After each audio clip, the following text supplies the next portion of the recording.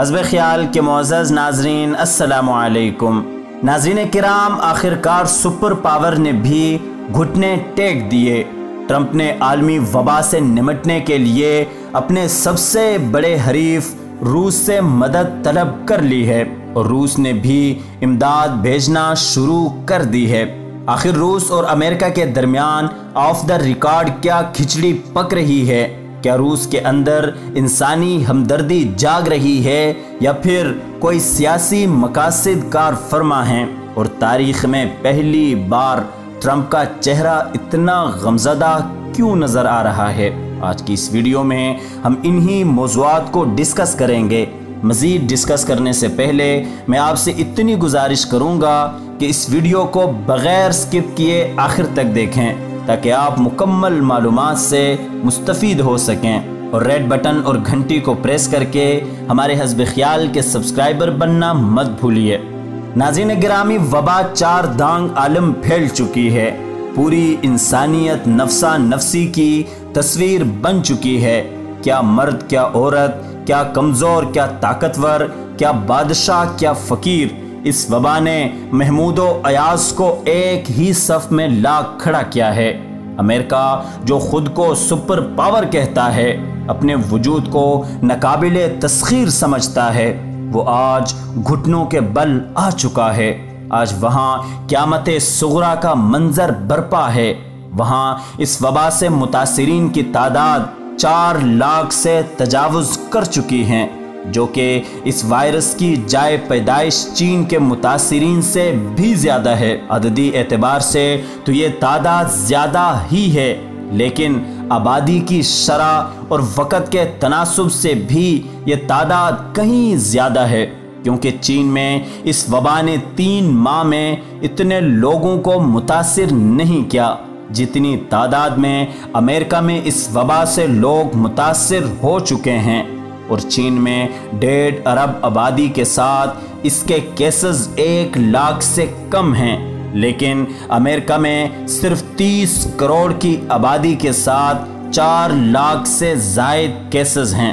ادھر امریکہ میں جب اس وبا کے پیش نظر لاک ڈاؤن کا اعلان کیا گیا تو لوگوں نے راشن اکٹھا کرنے کی بجائے اسلحہ خریدنا شروع کر دیا۔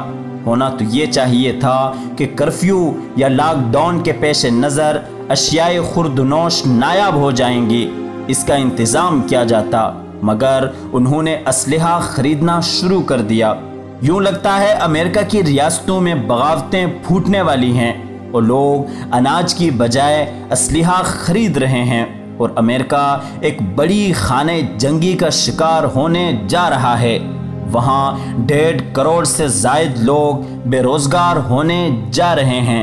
ان حالات میں ٹرمپ کو نہ صرف امریکہ کو بچانا ہے بلکہ اپنی خراب ہوتی ساکھ کو بھی بحال کرنا ہے، کیونکہ امریکہ میں صدارتی الیکشن بھی قریب ہیں اور ٹرمپ کو دوبارہ صدر منتخب ہونا ہے۔ انہی وجوہات کی بنا پر ٹرمپ نے اپنی پالیسی تبدیل کرتے ہوئے روس کی طرف دوستی کا ہاتھ بڑھا دیا ہے۔ الجزیرہ ٹی وی کے مطابق روس کے صدر نے امریکی صدر ڈونلڈ ٹرمپ کو پیشکش کی ہے اور کہا ہے کہ باہمی تعاون 2 طرفہ فائدہ مند ہے۔ ناظرین، جہاں یہ وبا پوری دنیا کو متاثر کر رہی ہے، وہیں امریکہ اور روس کے تازہ ترین تعلقات کئی سوالات کو جنم دے رہے ہیں کہ امریکہ جنگیں کرنا یا قتل عام کرنا اور جس کا کاروبار ہے، اس نے آج تک کسی انسانی جان کے خون کی پرواہ نہیں کی۔ اس نے صرف خدائی کا دعویٰ نہیں کیا بلکہ باقی اس نے کبھی خود کو زمینی خدا سے کم بھی نہیں سمجھا، وہ بھی اپنے سب سے بڑے حریف کے آگے گھٹنے ٹیک چکا ہے۔ مشرق سے لے کر مغرب تک، شمال سے لے کر جنوب تک یہ وبا انسانیت اور انسانی اثاثہ جات کو نگلتی جا رہی ہے۔ تاریخ انسانی نے 2 بڑی جنگیں دیکھی ہیں، اس میں کشت و خون بھی دیکھا ہے، مگر اس بایولوجیکل وار نے تو پوری دنیا کو گھٹنے ٹیکنے پر مجبور کر دیا ہے۔ इंसानियत को आज ऐसे चैलेंज का सामना है जिससे निमटने की न इसमें ताकत नज़र आ रही है और ना ही सलाहियत नज़र आ रही है। ऐसे वक्त में रूस को क्या हमदर्दी जागी है कि वो अमेरिका के सर पर हाथ रख रहा है और उसने बड़े पैमाने पर अमेरिका को इमदाद भेजना शुरू कर दी है। उसकी एक ही वजह है, वो ट्रंप को दोबारा सदर मुंतखब करवाना, क्योंकि रूसी सदर पुतिन इस बात से बखूबी आगाही रखता है कि ट्रंप ही है जो अमेरिका में रशियन मफादात का तहफ़्फ़ुज़ कर सकता है। क्योंकि पहले जब ट्रंप सदर बना था तो अमेरिकी कांग्रेस ने बबांग दहलो अशगाफ अल्फाज में कहा था कि इस जीत के पीछे मॉस्को का हाथ है, और अब भी यूं ही होने वाला है।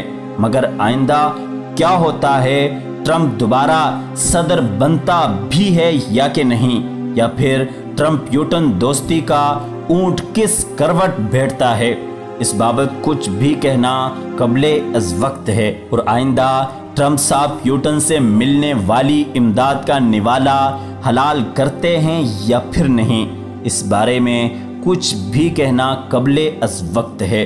दोस्तों, उम्मीद करता हूँ कि वीडियो आपको पसंद आई होगी। वीडियो पसंद आने की सूरत में दोस्तों के साथ लाजमी शेयर कीजिएगा।